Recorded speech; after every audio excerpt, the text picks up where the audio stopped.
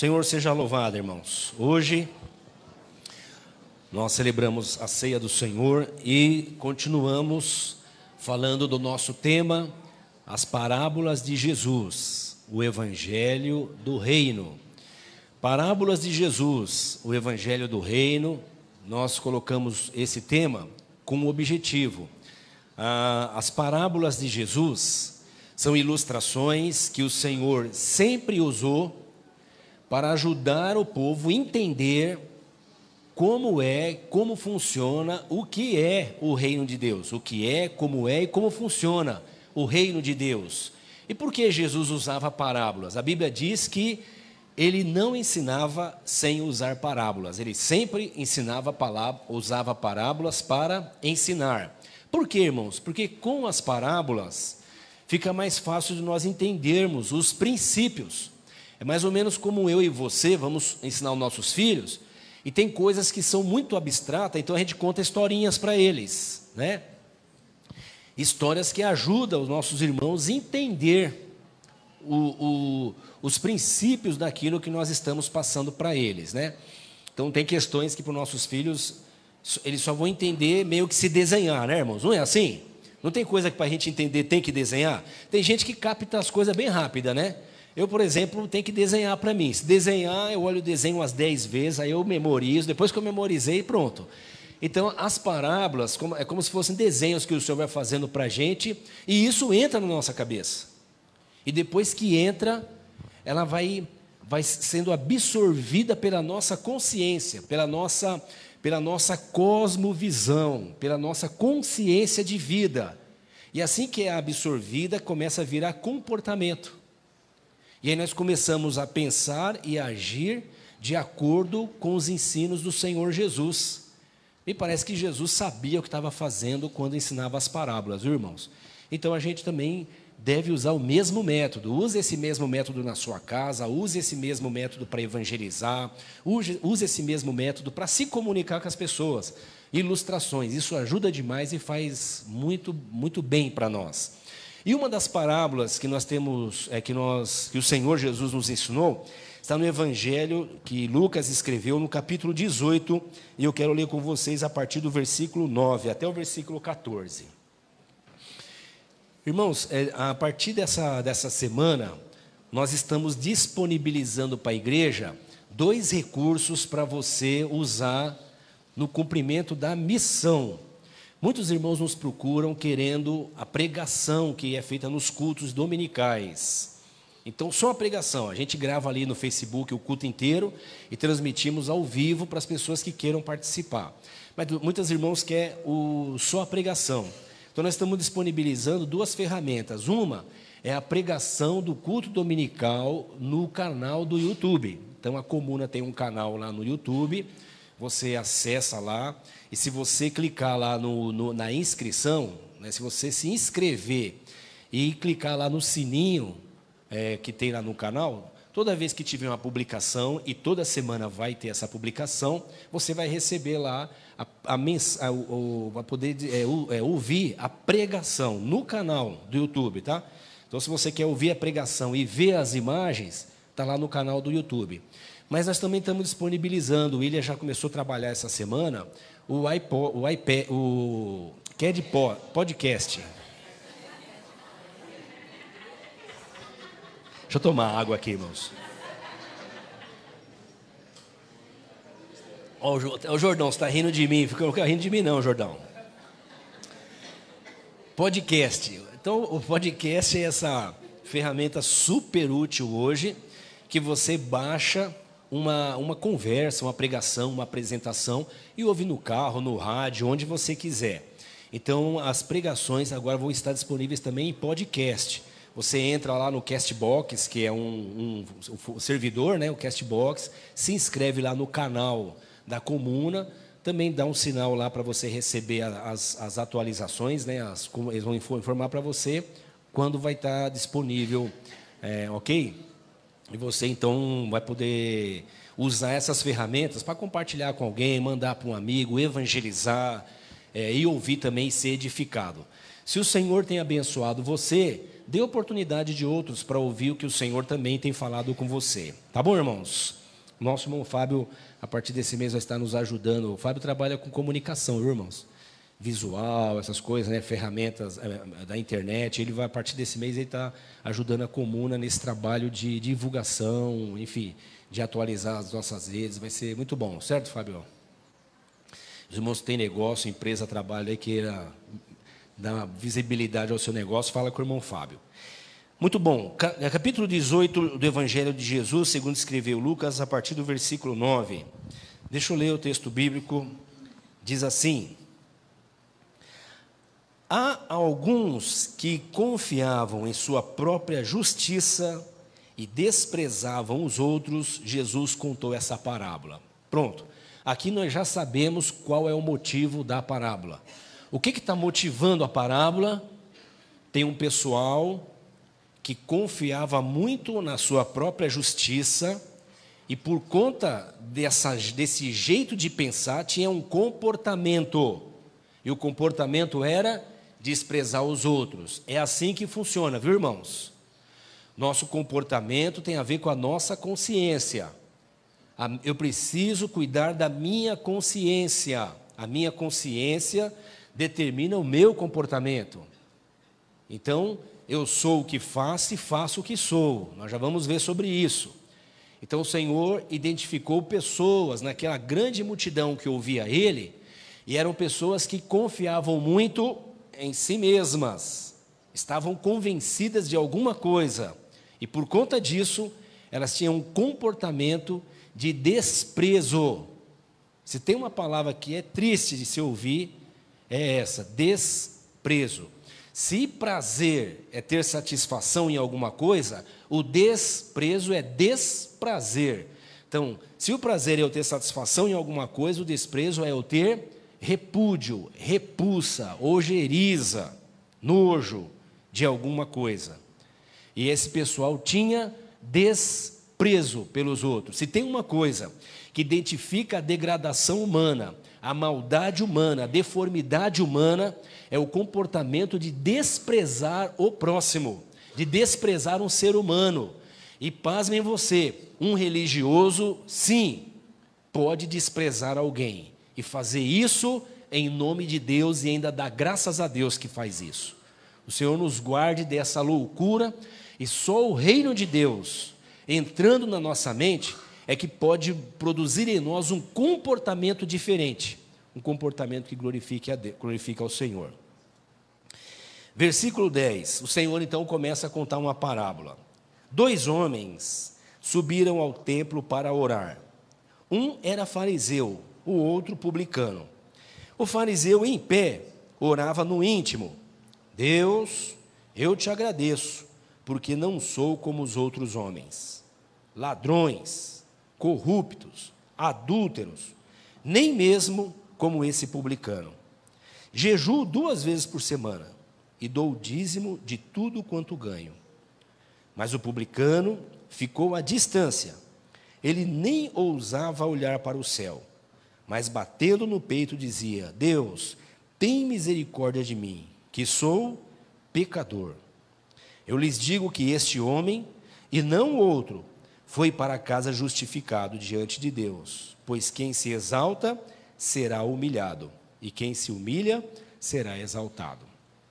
O tema que eu estou dando para essa reflexão aqui é uma selfie nas lentes de Cristo.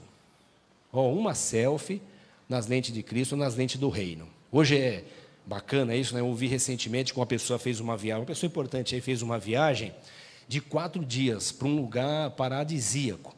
E nesses 4 dias ela tirou 6.000 fotos, selfies. Como é que é possível uma coisa dessa, né? 6.000 selfies. Bom, parece que é. Alguém deixa de comer, beber e fazer outras coisas porque tem que publicar. Quem está vivendo para a plateia, esquece de viver para Deus.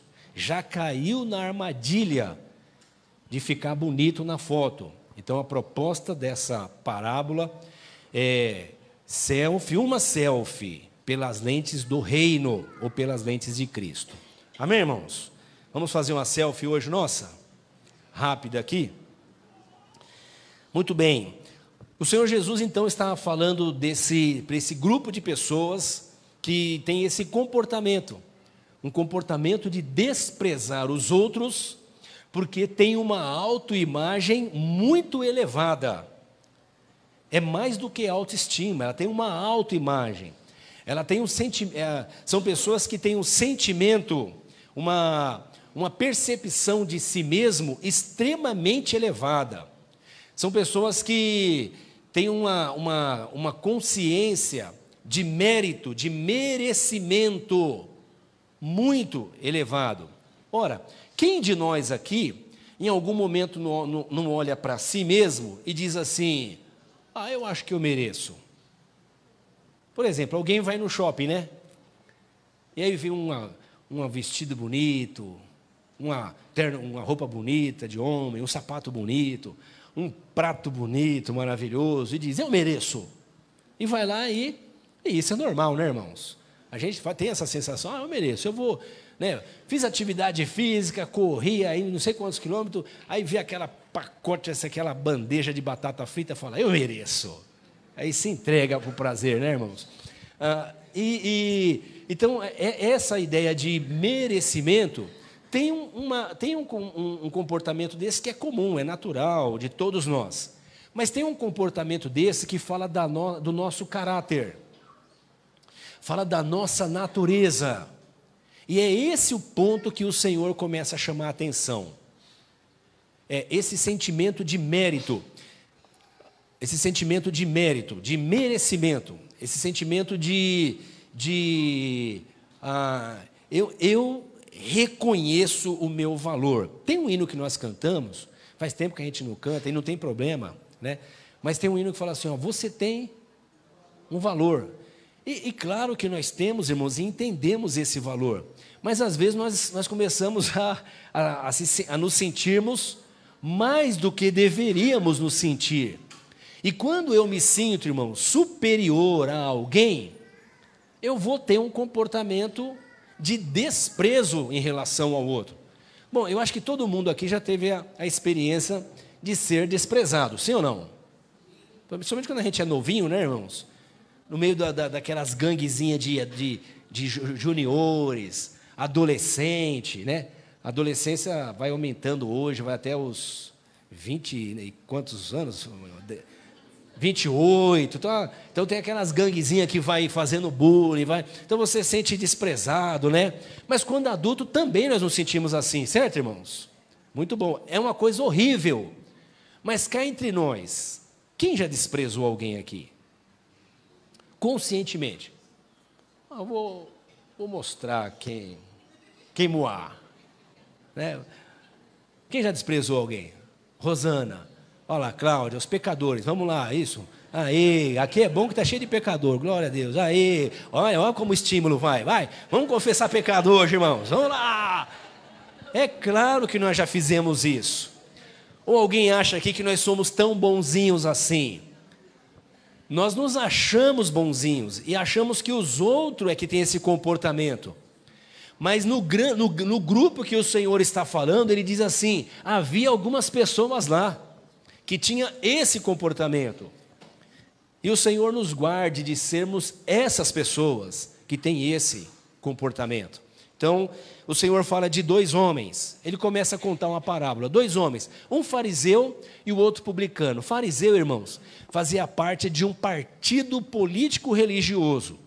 O fariseu, que faz parte desse partido político religioso, é o grupo mais extremista dos religiosos. Eles fizeram um trabalho excepcional, principalmente durante o cativeiro na Babilônia, e eles instituíram os grupos de estudo, que depois se tornaram as sinagogas, que é onde era alfabetizado e ensinado a Torá para as crianças. Então as crianças aprendiam desde cedo a Torá, era alfabetizado na sinagoga com os grupos de fariseu, e elas iam crescendo e viravam uma comunidade mesmo.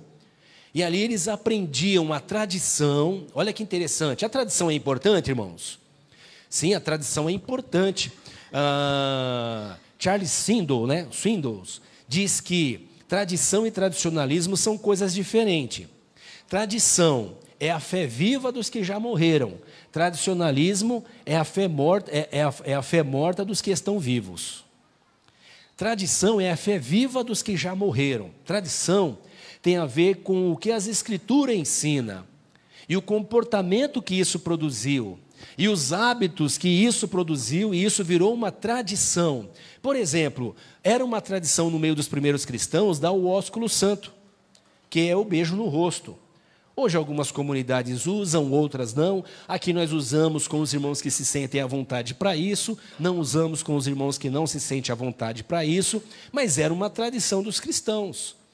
Então, tradição tem a ver com a fé viva dos que já morreram. Os que morreram deixaram para nós um testemunho de comportamentos, inclusive, que traz o bem-estar, fortalece a convivência, a vida em comunidade. Isso é tradição. Então, a tradição para nós é importante. E ele diz, o Charles Swindoll diz assim, que tradicionalismo é a fé morta dos que estão vivos. Se um é o testemunho dos que já morreram e estão com Cristo, o outro é o testemunho dos que estão vivos, mas têm uma fé morta. São aquelas pessoas que querem criar a cada dia uma lei nova, um costume novo, um jeito novo para discriminar alguém e dizer que esse alguém não faz o que ele faz. Então, os fariseus, irmãos, eram um grupo que tinha o objetivo de manter a tradição, o ensino doutrinário, a disciplina, a correção, a orientação do povo de Deus. Só que eles começaram a fazer isso, e com o passar de tempo, isso acontece muito. A gente começa a estudar a Bíblia, irmão, as Escrituras, e aí você começa a ter essa sensação de eu estou entendendo. Aí você continua estudando e você fala assim, eu estou ficando bom. Aí você continua estudando e você fala assim, não, isso aqui eu já manjo. Isso aqui está aqui, ó. E daqui a pouco você começa a falar das Escrituras como um mestre, como quem estivesse de cima. Então tem aquela pessoa que não lê mais a Bíblia para se lavar nela. Ela lê a Bíblia só para fazer sermão. Então ela vai fazer o devocional dela de manhã, ela começa a olhar aqui, alguns que confiavam na sua própria justiça. Ela não pensa, ô Senhor, tem misericórdia de mim, devocional, o Senhor está falando comigo.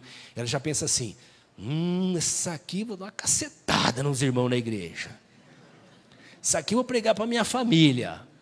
Ai, essa aqui no pequeno grupo vou arrebentar. Essa aqui lá no grupo da escola, no grupo do presbitério, na hora que eu leio isso aqui, os irmãos vão calar a boca. Porque ele se tornou agora o mestre. Então, é comum a gente, no processo de estudar, isso acontece com todo mundo, né, irmãos? Você começa cozinhando mal, quando casa, né? Algumas pessoas, não a maioria, um grupo bem pequenininho. Começa cozinhando mal, aí vai passando os anos, vai ficando fera mesmo, né? E depois fala assim de boca cheia, né? Eu manjo mesmo, eu faço mesmo. Então, isso acontece também entre nós. A pessoa vai estudando as Escrituras, daqui a pouco se sente o mestre. E começa a ter um comportamento legalista. Então, aquele que começa a se sentir mestre, a Bíblia diz que quem há muito é dado, muito será cobrado. Então, as pessoas que se sentem na posição de mestres, acabam sentando também na posição de juiz. Por quê? Porque a lente dele não é a lente do reino de Deus. A lente dele é a lente do legalismo. A Bíblia diz, a lei diz, a palavra de Deus diz.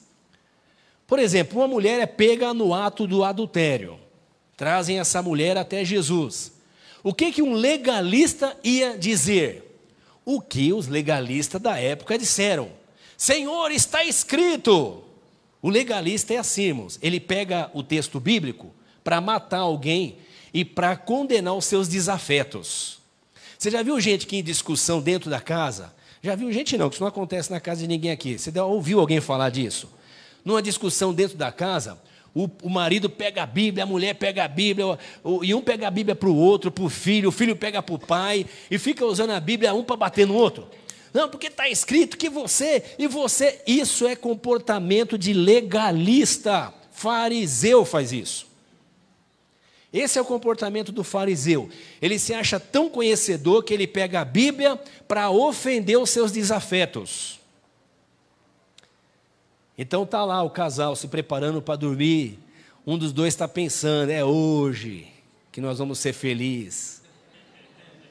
E aí daqui a pouco um deles pega o texto bíblico para falar de um erro, de uma fala, de uma coisa, e faz a acusação. Isso é próprio do legalista, isso é próprio do religioso, isso é próprio do fariseu, isso é próprio daquele que olha para si mesmo e diz: eu estou fazendo isso que você não faz, então eu tenho que jogar na sua cara, porque eu sou bom pra caramba. A gente não usa essa linguagem toda rasgada que eu estou usando assim, mas é tudo isso que nós queremos fazer quando acusamos alguém. Usando a Bíblia, não para ajudar e lavar, usando a Bíblia para futucar, cutucar, machucar, bater, mostrar que o outro está errado. Pega uma mulher no ato de adultério e diz: Senhor, está escrito. Ora, o Deus encarnado não sabe o que está escrito? Ele sabe o que está escrito. Só que ele vem nos ensinar a olhar para a vida pelas lentes do reino, pelas lentes de Cristo, pelas lentes do Evangelho. E ao invés deles dizer assim: vocês têm razão, mata essa desgraça mesmo. E ele poderia fazer isso. Ele lembra aqueles fariseus e hipócritas que as Escrituras nos ensina que quem peca é réu de juízo, portanto todos são réis, tá certo? De juízo. Tudo bem, irmãos? Aí a palavra de Jesus qual que é? Fiquem à vontade. Quem não tem pecado, atire a primeira pedra. Isso é olhar para a vida pelas lentes do reino. Se tem alguém que poderia bater no peito e dizer o que era para ser feito, no sentido de trazer juízo, era Jesus. Mas ele disse: eu não vim condenar o mundo. Ai, que delícia, então todo mundo está salvo? Não, é porque todo mundo já está condenado. Ele veio salvar. Ele diz: o Filho do Homem veio salvar o que estava perdido. E o que está perdido? A humanidade caída. Ele veio salvar. Então a mensagem dele é de salvação. Então lá dentro da sua casa, com o seu filho, com a sua esposa, com seus grupos, com os grupos de convivência que eu e você convivemos, quando você quiser citar as Escrituras, cita as Escrituras como remédio, não como veneno. Cita as Escrituras para curar e não para ferir. Cita as Escrituras para dar ar, vida e não para asfixiar. Porque esse é o comportamento do fariseu. E o Senhor está falando de um fariseu. Esse era o comportamento dos fariseus. Eles arrogaram para si, por causa do conhecimento, a autoridade de falar e julgar em nome de Deus. O Senhor fala a respeito deles no Evangelho de Mateus e diz, dando 7 condenações para eles, dizendo de coisas que eles não faziam, mas cobravam que os outros fizessem. Eles tinham um comportamento ritualístico, estético, aparente, de quem estava fazendo o que era certo, mas dentro do coração deles, eles estavam longe daquilo que eles estavam aparentando. Isso é próprio do fariseu. O Senhor nos guarde, irmãos, e produz arrependimento em nosso coração, se o nosso coração tiver comportamento de juiz, de quem despreza alguém e ainda usa a Bíblia ou as Escrituras para fazer isso. Então, um grupo é o do fariseu, o outro grupo é do publicano. Quem são os publicanos, irmãos? Tanto Lucas quanto Mateus usam bastante os publicanos, porque o publicano ele era um cidadão judeu que foi recrutado pelo Império Romano para cobrar impostos do seu próprio povo. E como eles tinham a obrigação de cobrar imposto e mandar o dinheiro para Roma, o Império só queria saber do dinheiro que estava entrando, e não de quanto eles estavam cobrando. Então era comum o publicano ser também corrupto. Então, ao invés de ele cobrar só o que ele deveria cobrar, ele cobrava a mais, mandava para o império o que era do imperador e punha no caixa 2 dele o que ele tinha metido à mão.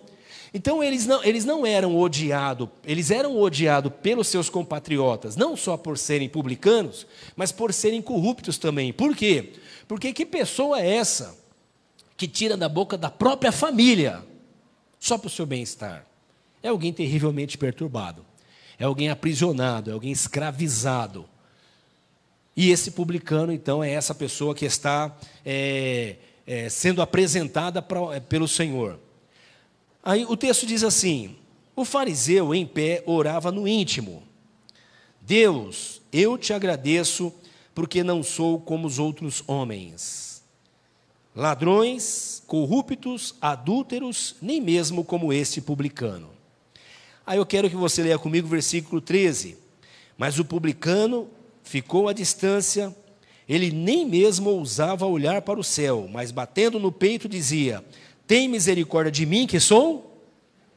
Vamos dizer junto? Tem misericórdia de mim que sou pecador. O que chamou a minha atenção nesse texto, irmãos, é que tanto o publicano como o fariseu tinham uma consciência da natureza pecadora do homem melhor, maior do que as nossas religiões do século 21.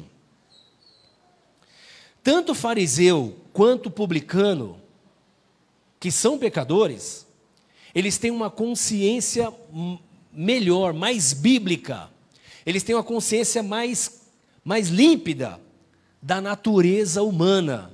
E acreditem, nesse ponto, os dois estão muito além do que o comportamento religioso do século 21.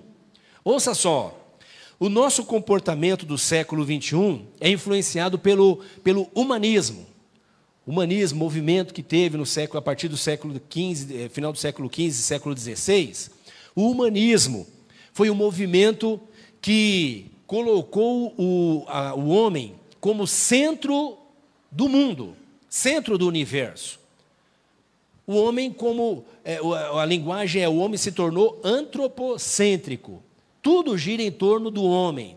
Então o homem tem que pensar em si mesmo. O homem tem que lutar por si mesmo. O homem tem que se valorizar. O homem tem que se olhar no espelho e se apaixonar. O homem tem que reconhecer os seus valores. O homem é quem tem ciência, é quem tem inteligência, é quem tem conhecimento, é quem logo vai para a lua, é quem vai desvendar os mistérios através do método científico de observação e comprovação. Então tudo isso começou a trazer à sociedade uma supervalorização do humano, do homem, não no sentido dele ser do humano no sentido de praticar a humanidade, mas do humano no sentido de supervalorização. Irmãos, hoje, no século 21, o humanismo influenciou a sociedade de tal maneira, inclusive a igreja, por isso que a igreja precisa ler a Bíblia, a tal ponto que alguém diz assim: errar todo mundo erra. Tudo bem até aqui? Cometer uma falha todo mundo comete. Um roubinho aqui, uma mentirinha ali, um adultériozinho ali, um enganozinho aqui, uma trapaçazinha ali, uma mentirinha acolá. Tudo bem, irmãos? Uma hipocrisiazinha ali, mas mal, nem o ser humano não é. O ser humano é bom. Ele falha, ele tropeça, ele pisa na bola, mas o ser humano é bom. Não é isso que a nossa sociedade ensina? Sim ou não? Sim. O ser humano é bom. O conceito humanista é que o homem é essencialmente bom. É que ele é pressionado pela sociedade, ele é pressionado pelos fatores externos, ele é pressionado pela pobreza, ele é pressionado pelas condições da vida, e por causa disso ele acaba fazendo coisas erradas. Coitado do homem. O homem é bom. A sociedade é que atrapalha. A pressão, a exploração é que atrapalha a humanidade. Esse é o conceito humanista na sociedade do século 21. E afetou a igreja de tal maneira que mesmo na igreja, quando ela não lê a Bíblia, o comportamento é esse. O homem faz coisas erradas, mas o homem não é mau.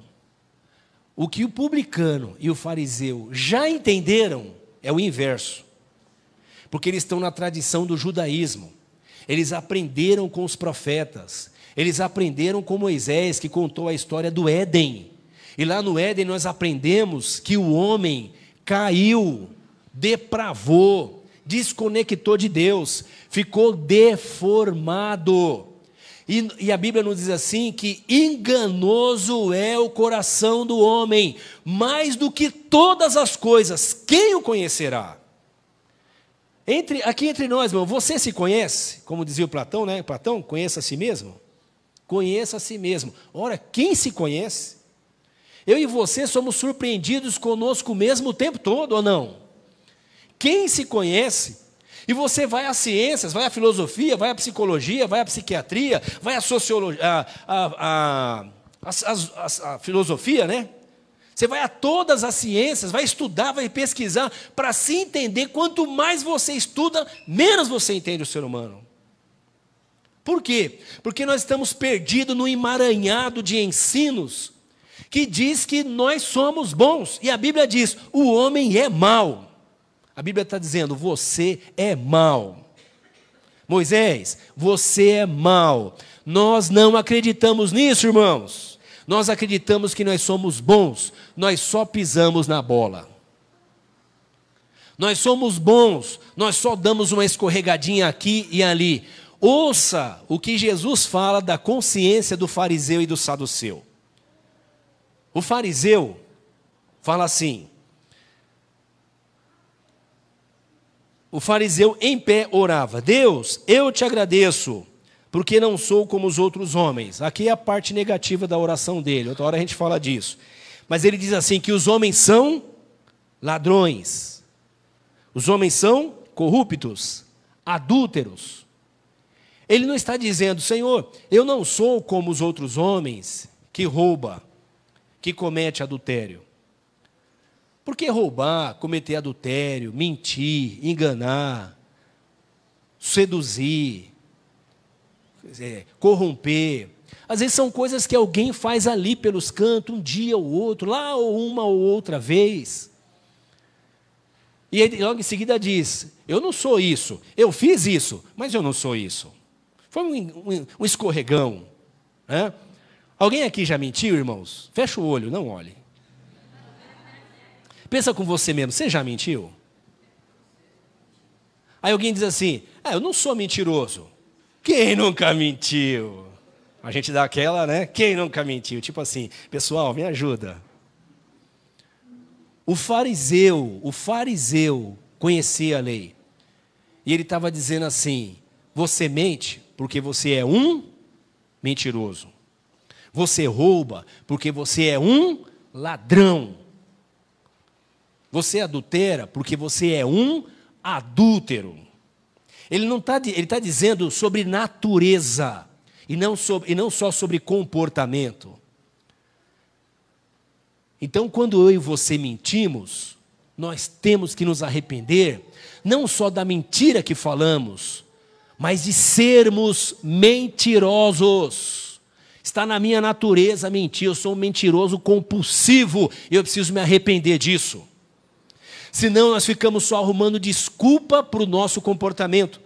Você é o que você faz e você faz o que você é. O publicano, irmãos, diz o texto que ele nem levanta a cabeça para o céu, bate no peito e fala, Senhor, tem misericórdia de mim que sou pecador. Ele nem cita nenhuma prática de pecado, ele fala, eu sou pecador. E deixa eu te dizer uma coisa, o evangelho, preste bem atenção nisso, isso pode te ajudar bastante na compreensão da doutrina. O evangelho nos ensina que eu e você não vamos ser condenados porque praticamos pecados. O evangelho nos ensina que a humanidade está condenada porque é pecadora. Vê se você percebe a diferença. A pessoa vai para o inferno porque peca ou porque é pecadora? Você entendeu? Alguém vai para o inferno porque peca ou porque é pecador? É porque é pecador. E não porque peca. Porque Deus está salvando pecadores. A Bíblia diz que Deus nos amou quando ainda éramos pecadores. Você agora foi justificado por Cristo. O sangue de Cristo pagou a sua dívida, mas ainda hoje você se pega pecando.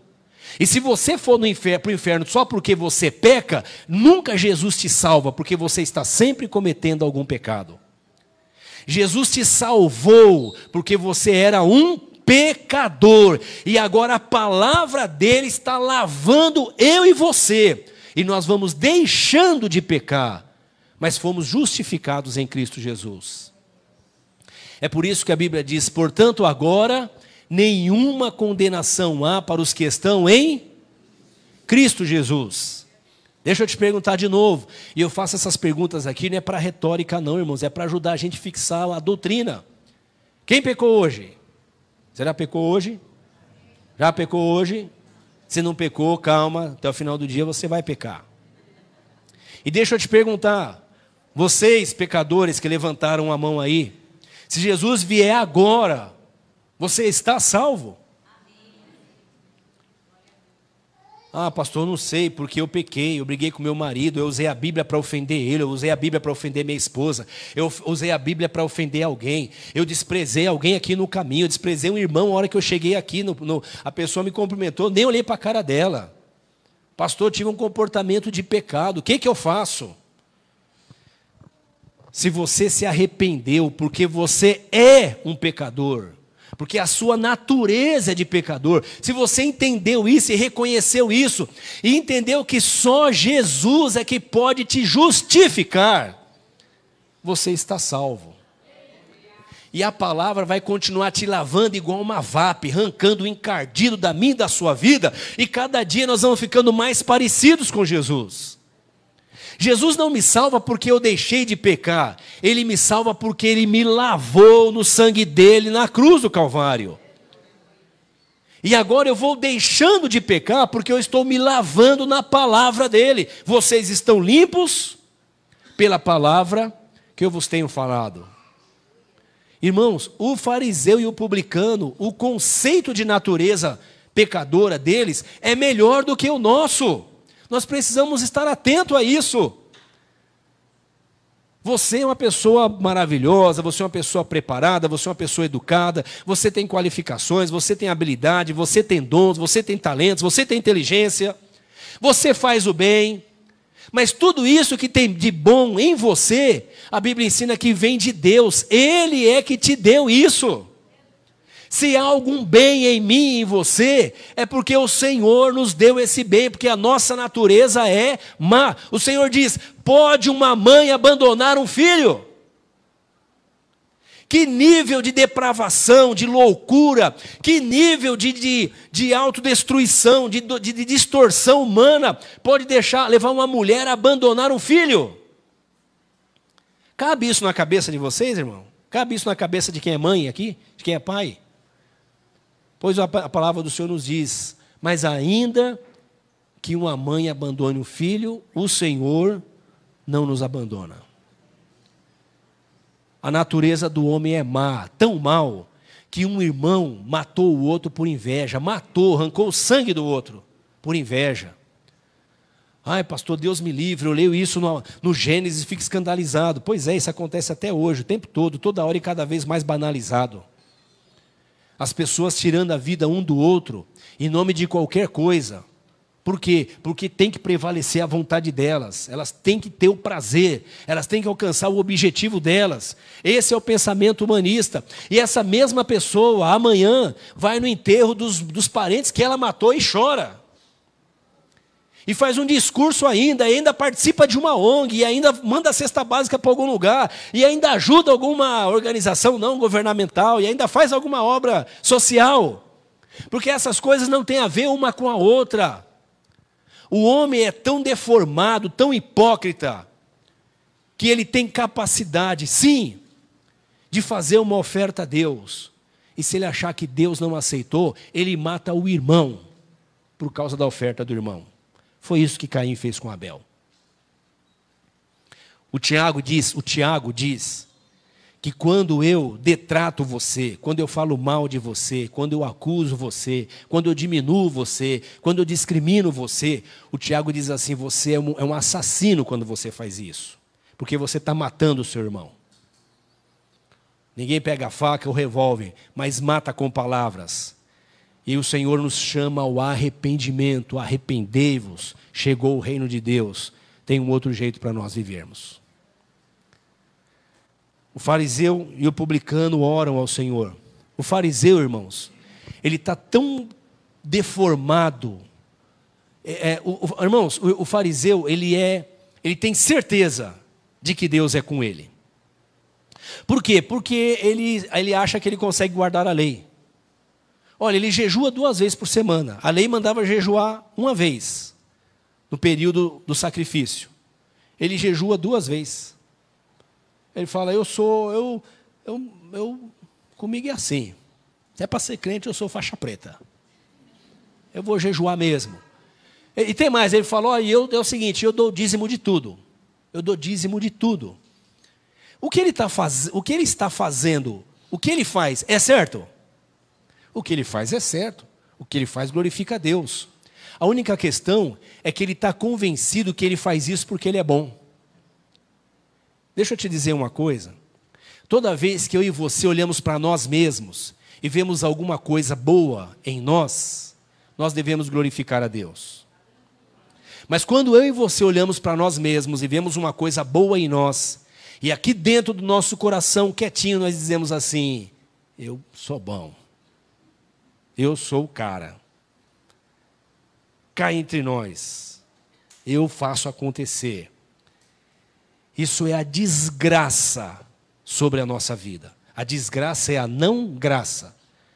Alguém que olha para si mesmo e vê mérito em si mesmo, acha que pode se salvar. Quem acha que pode se salvar, não será salvo. Porque o texto diz assim, o fariseu não foi justificado. O fariseu não foi ouvido por Deus. O fariseu não foi recebido como filho por Deus. O fariseu não foi perdoado. O fariseu não recebeu o direito de entrar no reino. O fariseu foi rejeitado. O fariseu que dava dízimo, jejuava 2 vezes por semana e se achava o cara bom, ele foi rejeitado.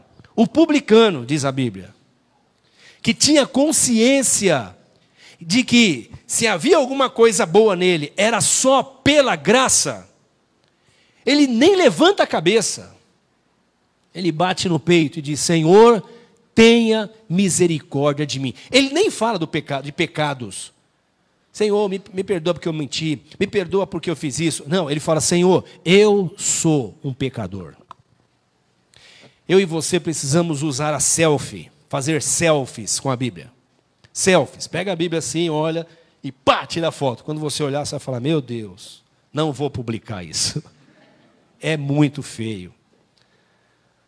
As selfies que eu e você podemos fazer da vida nos mostra quem nós somos por dentro e não por fora. Essa cara de crente, esse jeitão de crente, essa estética de crente, essa aparência de religioso. O fariseu é assim. É aquela pessoa que engana todo mundo, ou acha que está enganando todo mundo, mas ele está enganando inclusive a si mesmo. O Senhor diz, esse é rejeitado por Deus. A Bíblia fala, irmão, se tem uma coisa que desperta a ira de Deus, é a arrogância. A arrogância é um comportamento de enfrentamento a Deus, de rejeição a Deus. Ele diz assim, quem se humilha será exaltado, mas quem se exalta, a Bíblia diz, Deus resiste ao soberbo. Deus resiste ao soberbo. O soberbo é aquele que bate, que luta, que vai atrás, e Deus resiste a ele. Deus fala, aqui não, daqui você não passa, você não será ouvido, você está entregue a toda sorte de malignidade, e o Senhor resiste ao soberbo. Ele não tem raiva, ele não está nervoso, ele é uma resistência. O soberbo não passa por Deus. Mas ele ensina que o humilde é exaltado. E o humilde não é aquele com sentimento de coitadinho, o Chaves. Não é o que se sente o coitadinho. O humilde é aquele que tem autoconsciência, que olha para si mesmo e diz, eu sou pecador. Davi, quando pecou, matou, adulterou, mentiu, fez a desgraça. Quando ele tira uma selfie dele mesmo com as escrituras, ouvindo o profeta Natã, ele diz, somente eu pequei. Na nossa casa, as discussões em casais, com os filhos, com as famílias, diminui, quase se encerra quando a gente começa a tirar selfies com as escrituras. Porque a gente deixa de tirar foto do outro para mostrar como ele é, e passa a tirar selfie de nós mesmos para ver como nós somos. E muito do que nós falamos em casa para de se falar. E quando citamos as escrituras, não é para matar, é para lavar. E não é uma água que eu jogo em alguém, é uma água que nós colocamos aqui e dizemos, olha, está aí, toma o seu banho. Quem te lava são as Escrituras. Não é a minha impostação de voz. Não é eu falar gritando, ou eu falar manso, ou eu falar, seja lá o que for. A mesma Bíblia que me lava é a mesma que conduz muito, manda muitos ao inferno. Ou justifica porque o homem está indo ao inferno. A palavra de Deus é água, irmãos, que me lava. Jesus disse que o fariseu não foi justificado. O fariseu foi condenado. E ele não foi justificado por uma questão simples. Ele acreditava tanto, irmãos, que ele era bom, que ele dizia assim, Senhor, obrigado. Você lembra da oração dele? Senhor, te dou graças, porque eu sou o cara. A distorção é tão grande, o religioso é assim, irmãos. Ele fica tão deformado, porque ele não lê a Bíblia. O religioso, ele só se pega ao tradicionalismo. Ele é cheio de tradicionalismo, mas ele não conhece as Escrituras. Então o religioso faz assim, Senhor, te dou graças, porque eu jejuo 2 vezes por semana e dou o dízimo de tudo. 3 comportamentos que o fariseu tinha.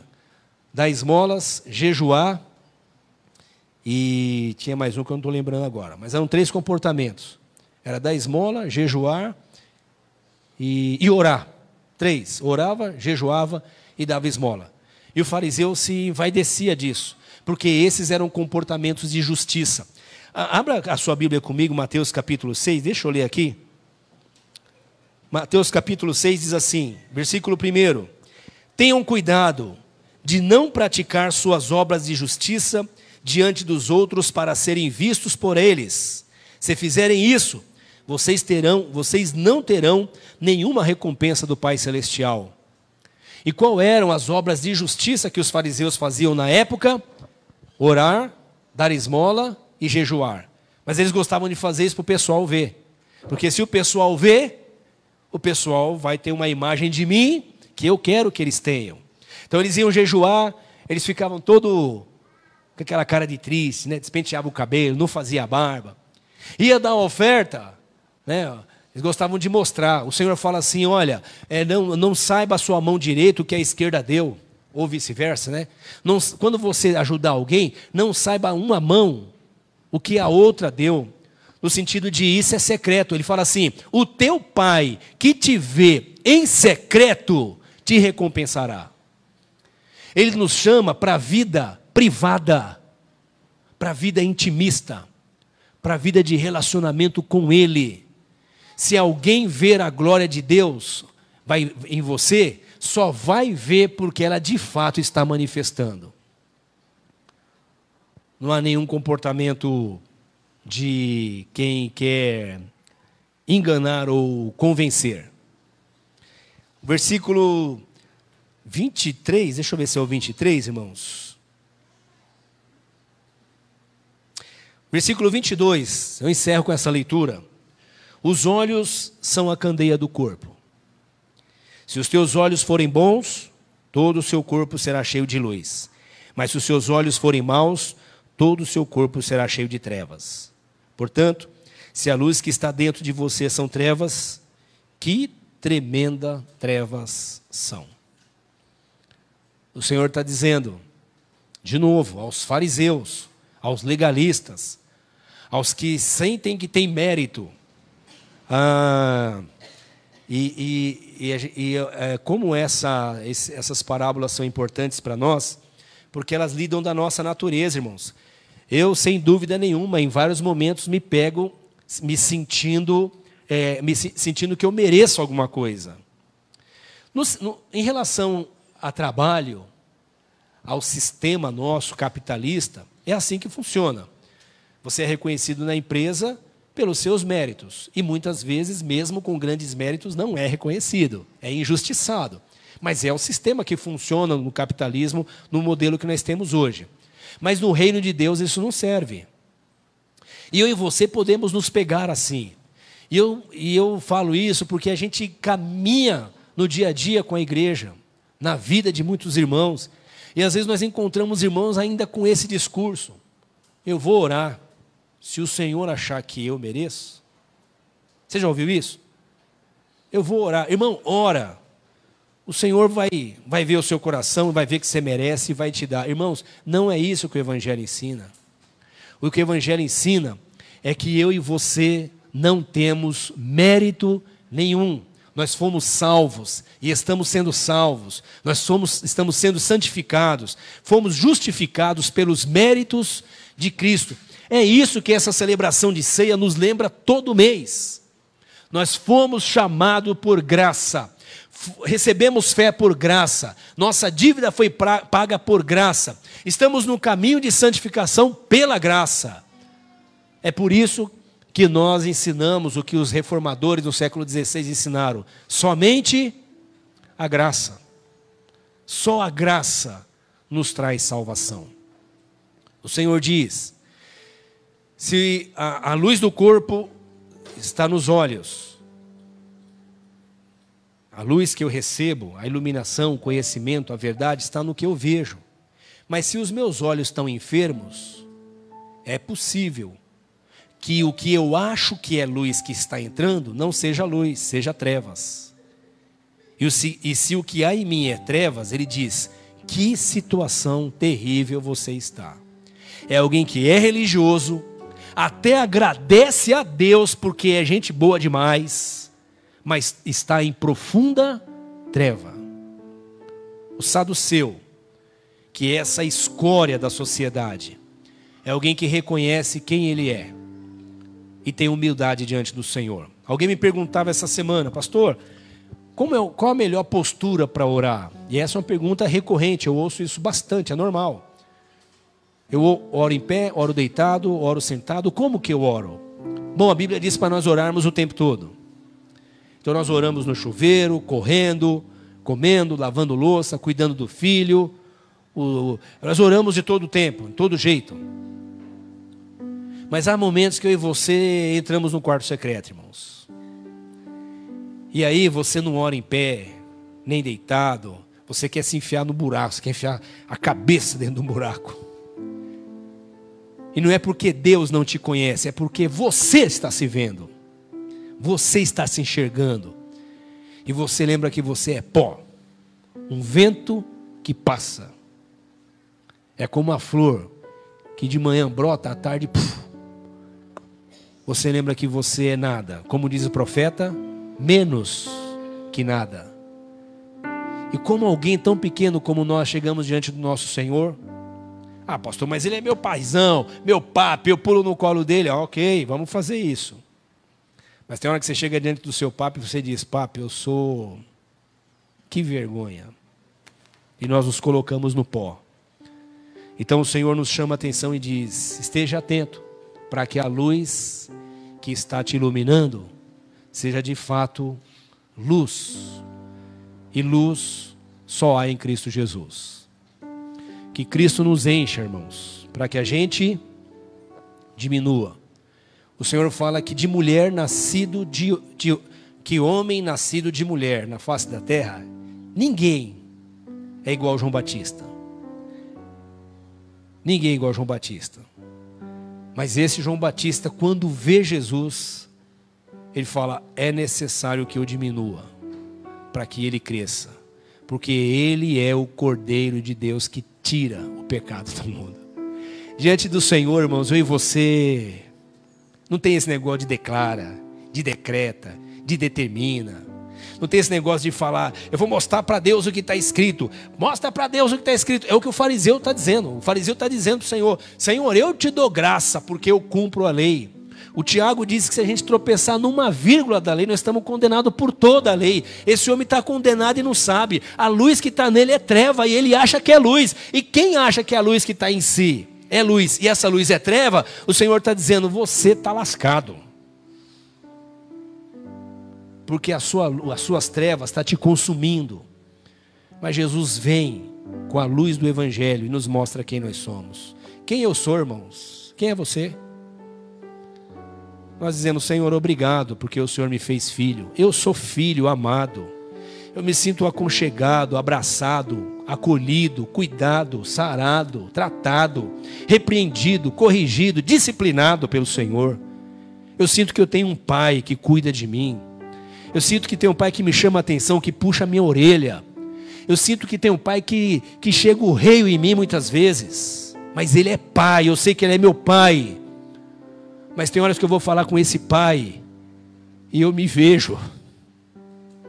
E quando a gente se vê, você não tem nem palavras para falar com o Senhor. Porque você sabe quem você é. Ou você pelo menos se enxerga um pouco. E quando a gente se enxerga um pouco, a gente faz igual o publicano. A gente nem levanta a cabeça, bate no peito e só diz isso: Senhor, tem misericórdia de mim. Sabe qual é a boa notícia? A boa notícia é: o publicano foi justificado, porque ele se humilhou. E se humilhar não é se dar uma de coitadinho diante de Deus, é se reconhecer pecador.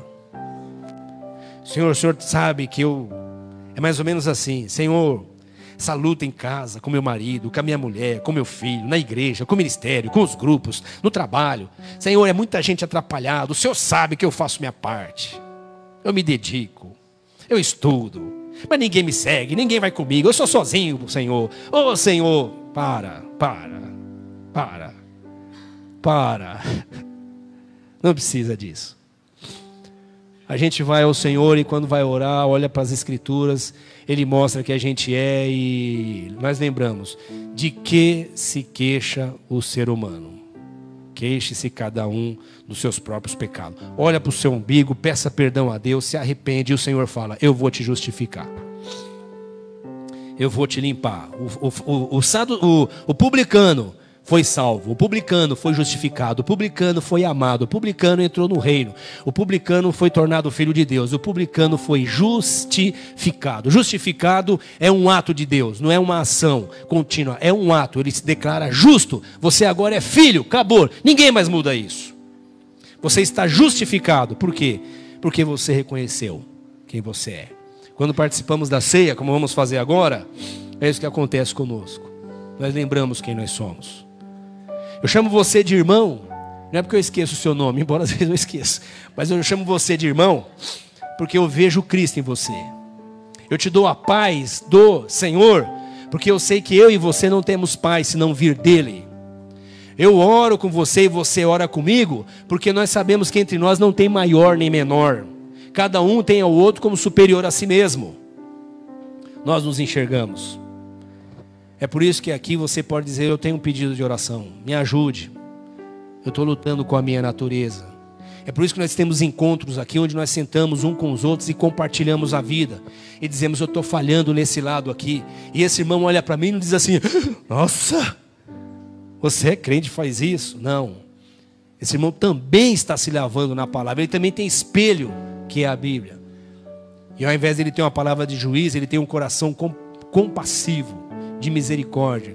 Conta comigo, nós vamos orar por você. Eu lembro do Dani, que compartilhou com a gente um tempo atrás, dizendo que alguns anos atrás ele estava conversando com o Clebinho e falou assim: ó, ora por mim. O Clebinho falou: estou orando por você faz 1 ano. Foi isso? Sabe o que é isso? Uma compaixão, misericórdia, amor. Irmãos, olhem por mim. Fui pregar num lugar recentemente, encontrei de novo uma irmã agora. E essa irmã falando comigo: pastor, sempre lembro do Senhor nas minhas orações. Eu fico sem graça, irmãos. Você não sabe nem o que falar, porque eu não lembro da irmã. Tantos anos que eu fui pastor dela, eu não lembro dela, mas ela lembra de mim nas orações dela. O que é isso senão a graça de Deus? E que mérito há nela nisso? Nenhum. Que mérito há em mim nisso? Nenhum. O Senhor é glorificado por isso. Amém, irmãos? Vamos orar. Humilhai-vos, pois, debaixo da potente mão do Senhor, porque Ele vai te exaltar no tempo dEle. Nós não somos daqueles que sentamos no tribunal de júri para apontar o dedo para ninguém. Nós somos daqueles que sentamos juntos com o réu e dizemos: vamos clamar ao Senhor. O Senhor vai ter misericórdia de nós. O Senhor vai ter misericórdia de nós. Tem alguém na sua família, na sua casa, no seu relacionamento que parece que não tem jeito? Continue se humilhando diante do Senhor. Abra as Escrituras para você mesmo primeiro. e deixa que a luz de Cristo brilhe em você e traga influência sobre os que estão ao seu redor. Vamos orar? Feche os seus olhos. Senhor, nós te louvamos, Senhor. Como o teu reino, Senhor, nos surpreende, como o teu reino nos humilha, como o teu reino é um reino de misericórdia, porque nós somos muitas vezes como crianças mimadas e rebeldes, que tem certeza que sabe tudo, que quer decidir sozinho, que fica bravo quando é repreendido e quando recebe um não, sendo contrariado. Mas nós te louvamos, ó Deus, que como Pai amoroso, o Senhor tem vindo nos corrigir e como no espelho nos mostra a sua palavra, que nos faz enxergar quem nós somos, a nossa natureza, o que está escondido dentro de nós. Obrigado, Senhor, pelas parábolas que o Senhor usou para nos ensinar o reino. O reino, Senhor, é oposto ao reino dos homens. O reino dos homens é de aparência. O teu reino é de natureza. Obrigado por nos chamar para sermos teus filhos. Obrigado, Senhor, por nos mostrar quem nós somos. E ao mesmo tempo trazer tanta paz em nosso coração, tanta alegria. Ao invés de nos sentirmos humilhados, nós nos sentimos amados, cuidados, abraçados. Nos sentimos, ó Deus, envolvidos pelo seu amor. Obrigado, Senhor, por nos justificar, porque em nós não há justiça nenhuma. A tua palavra nos diz que os nossos atos de justiça diante de ti são trapos de imundícia. É alguma coisa que fede, é alguma coisa impura, imunda. Mas nós muitas vezes achamos que somos justos. Nos perdoe, Senhor. Quando muitas vezes não temos nem coragem de dizer, mas achamos que o Senhor também é injusto com as coisas que acontecem conosco, que acontece na vida, que acontece na família, que acontece, Senhor, nos lugares onde vivemos. Mas nós estamos aqui, Senhor, para nos arrepender e reconhecer que só o Senhor é justo, que só o Senhor é bom, que só o Senhor justifica e que por sua misericórdia o Senhor nos faz enxergar quem somos. Senhor, nos leve sim ao jejum, à oração, à contribuição, à ajuda ao necessitado. Nos leve a esses caminhos que glorificam o teu nome, são caminhos de santidade. Mas continue a nos lembrar que isso só acontece em nós porque o Senhor produz boas obras em nós. Obrigado, Senhor, por nos perdoar do nosso pecado. Agora, Senhor, nós sentamos à mesa e vamos partir o pão. Vamos beber o vinho e vamos celebrar alegres. Com alegria cantamos ao teu nome, porque o Senhor é bom e tem nos justificado. Obrigado, Senhor, pois não estamos sentados num tribunal de júri.